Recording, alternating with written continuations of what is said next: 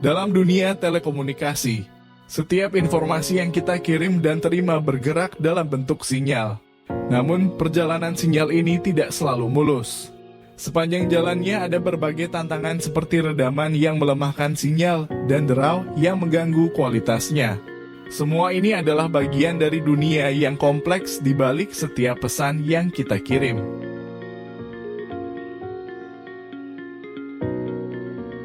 Jaringan telekomunikasi adalah sistem yang menghubungkan kita satu sama lain, baik secara lokal maupun global. Ia terdiri dari dua komponen utama.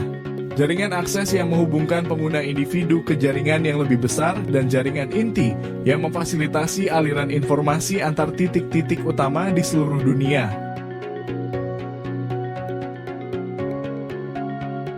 Daya sinyal adalah energi yang dikirimkan dalam satuan waktu.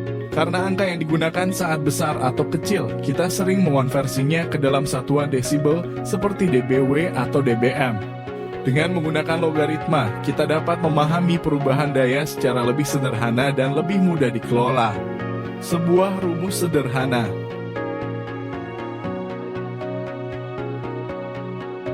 Menunjukkan hubungan antara tegangan dan daya. Dengan mengonversinya ke dBW, kita mendapatkan gambaran lebih jelas tentang kekuatan sinyal dalam sistem telekomunikasi.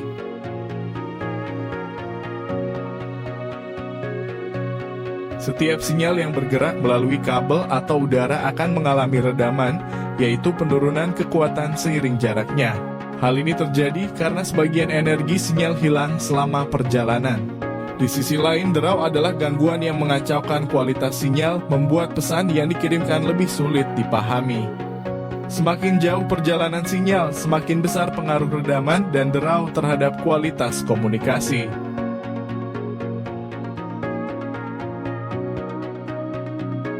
Rasio sinyal terhadap derau atau SNR adalah cara untuk mengukur seberapa baik sinyal kita bisa dipahami di tengah gangguan. Semakin tinggi rasio ini, semakin jelas pesan yang kita terima. Jika derau terlalu kuat, sinyal akan teredam dan kualitas komunikasi akan menurun drastis.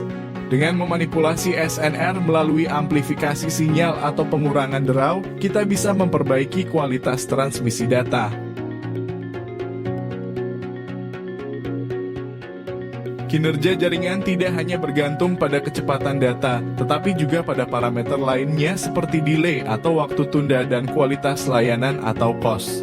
Jaringan yang berkinerja baik tidak hanya mengirimkan data dengan cepat, tetapi juga memastikan data sampai dengan utuh dan tepat waktu. Keandalan jaringan sangat bergantung pada kemampuan untuk menangani segala tantangan seperti latensi dan kehilangan paket yang mempengaruhi pengalaman pengguna.